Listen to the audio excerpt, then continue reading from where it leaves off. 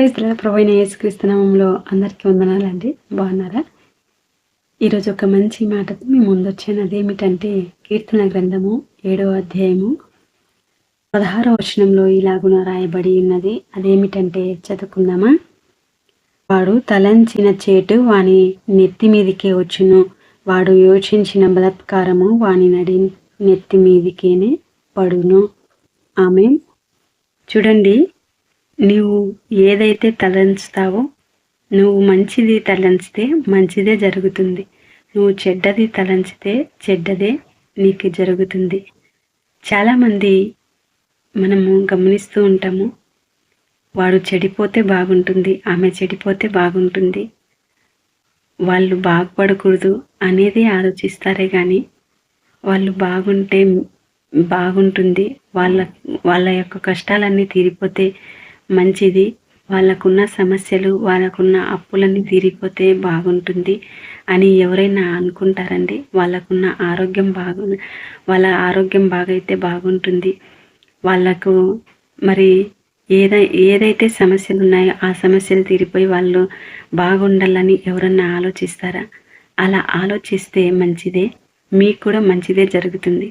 అలా కాకుండా ఒకరి చెడుని నువ్వు ఎప్పుడైతే మరి ఆలోచన చేస్తావో, నీ తలంపులు ఎప్పుడైతే ఒకరి చెడుని కోరుకుంటావో అప్పుడే నీ పతనం స్టార్ట్ అవుతుంది. ఇక్కడ మనం గమనిస్తున్నాం కదా వాక్యంలో, వాడు తలంచినదే వాడి నెత్తి మీది పడుతుంది అని. నిజమే. మరి బైబిల్లో ఇలాగున చెడును కోరి వాళ్ళే ఆ యొక్క చెడులో పడిపోయి ఉన్నారు. ఆ వ్యక్తి ఎవరో కాదండి, హామాను మొర్దెకైని చంపాలని ఉరికొయ్యి తయారు చేస్తాడు. మరి ఒకానొక సందర్భంలో ఆ హామానే ఆ యొక్క మొర్దెకైని చంపాలని పెట్టిన ఆ యొక్క కొయ్యి మీదే అతన్నే ఉరివేస్తారు. అలాగే సౌలు కూడా దావీదును చంపాలని ఎన్నో మార్లు ప్రయత్నించాడు. దావీదు తప్పు ఏం చేయలేదు, అయినప్పటికీ సౌలు దావీదును చంపాలని పన్నాగం పన్నాడు. కానీ ఒకానొక రోజున యుద్ధంలో సౌలు తనంత తానే పొడుచుకొని చనిపోతాడు. దావీదు అతన్ని చంపలేదు. దావీదు చేతికి మరి సౌలు దొరికినప్పటికీ దేవునికి భయపడిన వాడుగా దావీదు సౌలును చంపలేదు. కానీ మరి దావీదు మంచి మనసు కలిగి ఉన్నాడు. అలాగే మొర్దెకై మంచి మనసు కలిగి ఉన్నాడు.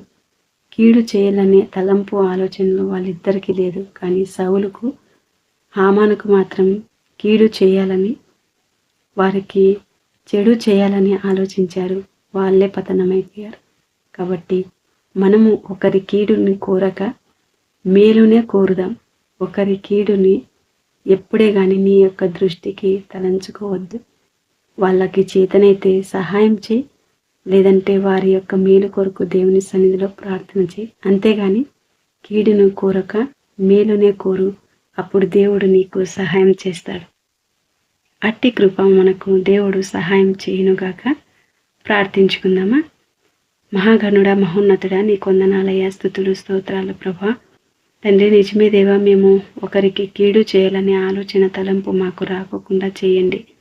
హామాను సౌలు ఏ విధంగా అయితే నైనా కీడు తలంచి వాళ్ళే కీడులో పడిపోయారు ప్రభా, అలాగేనైనా మేలు తలంచి నైనా మరి తండ్రి మేలును పొంది ఉన్న దావీదు మొర్దెకైని చూశాం తండ్రి. కాబట్టి మేము మొర్దెకై దావీదు వలెనైనా ఇతరులకు మేలు కోరేవారిలా ఉండడానికి సహాయం చేయమని యేసుక్రీస్తు నామంలో స్తుతించి ప్రార్థించి దీన మనసుతో అడిగి బతిమాలి వేడుకుంటున్నాను తండ్రి. Amen. Amen. Praise the lord.